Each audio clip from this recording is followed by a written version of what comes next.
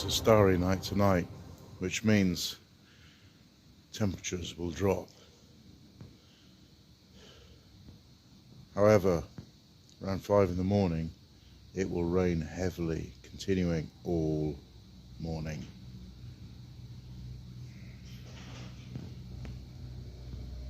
This will be the test.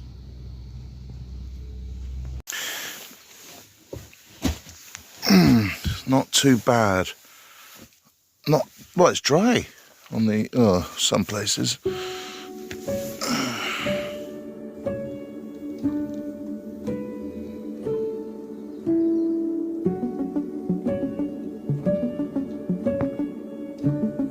"6:30 a.m. The rain has come, but will the roof be sealed and prevent ingress? No drips from the left wall.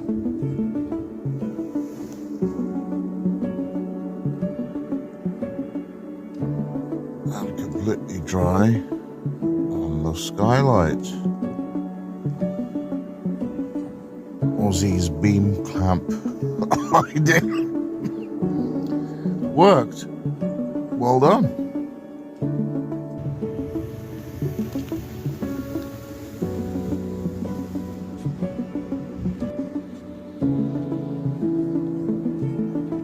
It's 6 in the evening now, some 10 hours after the rain stopped. And can you believe it?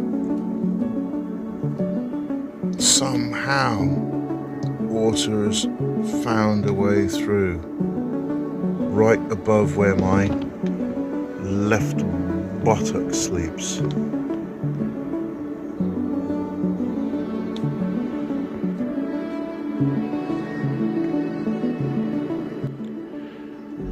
Let's see if I can redirect that drip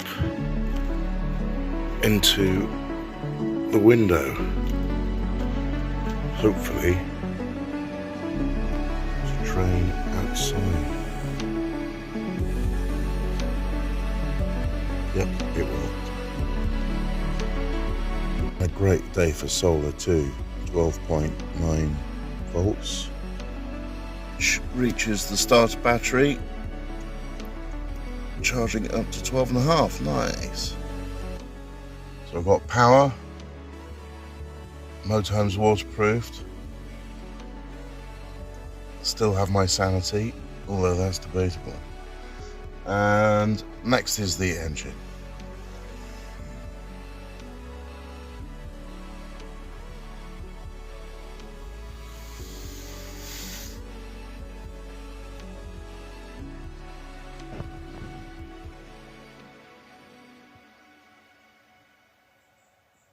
Good. Spring has truly sprung. HP sauce on bacon sarnies. Now, we've been through this, folks. The masturbate is over.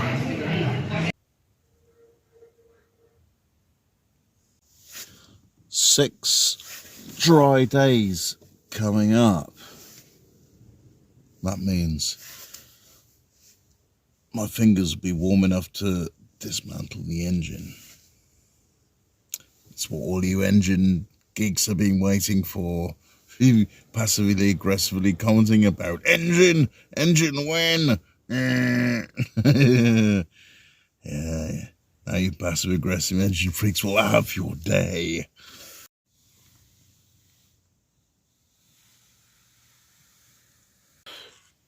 Someone in the comments said they preferred strawberry Angel Delight, so here goes. Yeah.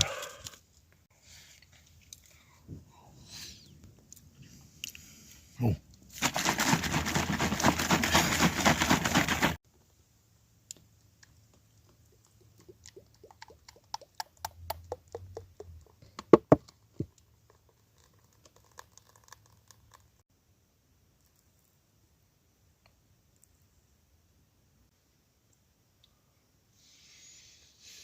Mm. Mm.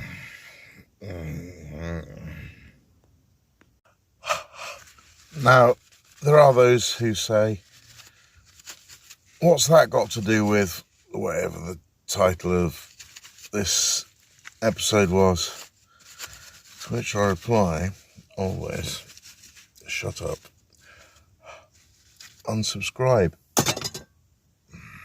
Correct answer. You know, sometimes you can wait all day for a tow truck and then two come along at once. I've been sat here staring at the same view for over 3 months now. This is quite a nice view. Rolling hills, the flat fields before the rolling hills, the hedges that punctuate the rolling hills, the occasional cottage to draw one's eye to a focus on the rolling hills. Or maybe I've gone quite mad.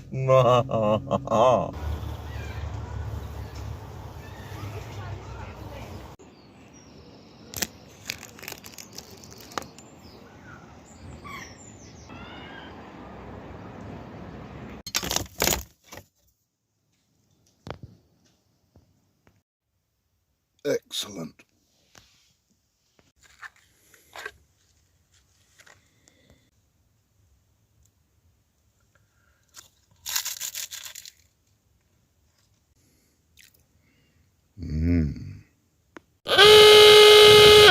Trigger warning for all you engine tards out there.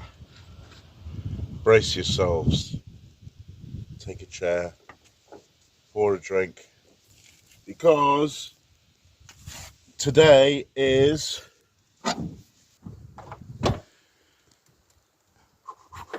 engine day. Right, what the hell went wrong with that, other than the decision making of this fool? The sound of angels, please.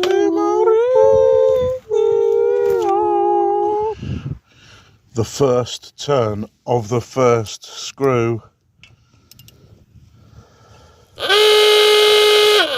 Right, so based on what I broke down, those stats reflect what you believe is wrong with it. Let's dig in.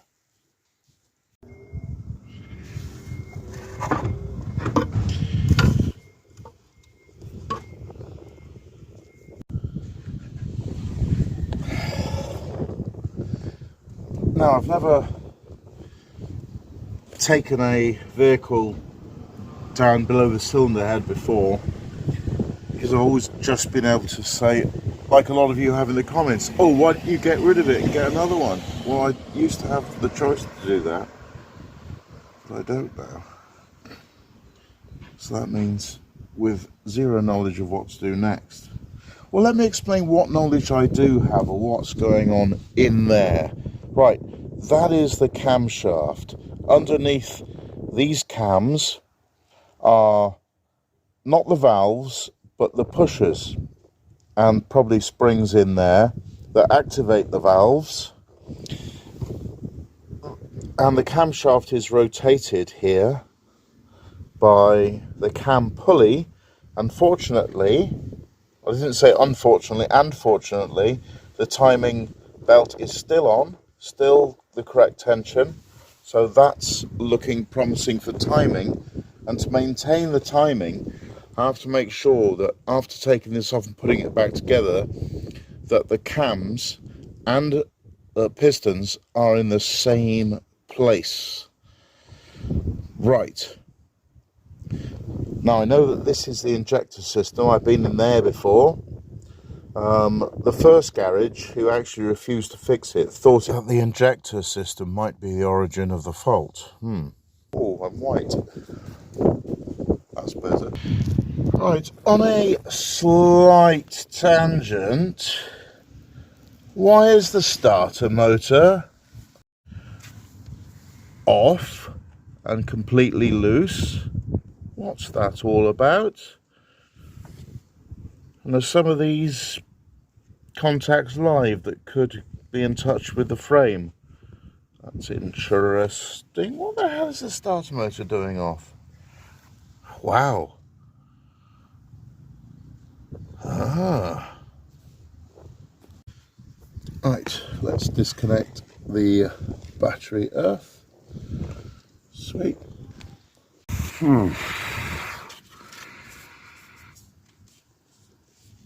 It's not really the starter motor itself, it's the starter motor solenoid has come off. I mean, that's the starter motor there. It's the oil filter. Oh, that's strange.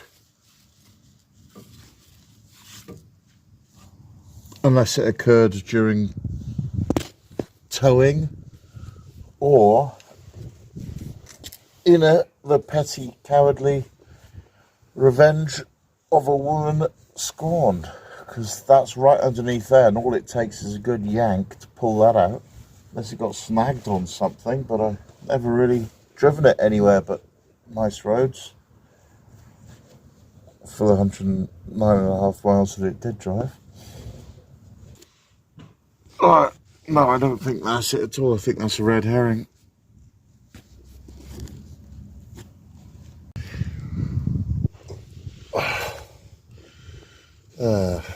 See, these things have been yanked down and have possibly taken the towing. Seems to be the most likely time this could have happened, but then there are towing eyes here and on the other side.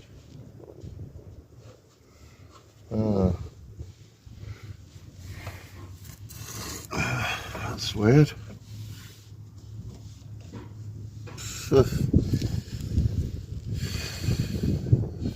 Okay, I'm procrastinating from removing the cylinder head, aren't I? Because I think I found something better, but I haven't. Actually, looking closer at the starter motor area, I can see a few more problems here that may be caused by, say, a stone hit or something. Namely, dented oil filter, starter motor itself, the body of it is off axis, you see there, and there's a crack in the bell housing next to that bolt there.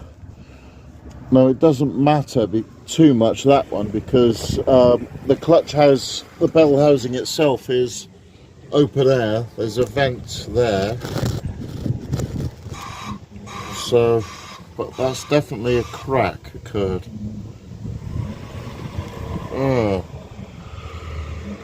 I mean, the sump hasn't been damaged noticeably, nor is the lowest point, but it's strange that all the problems happen to be in that particular region that seem to have happened explosively at the same time. How odd.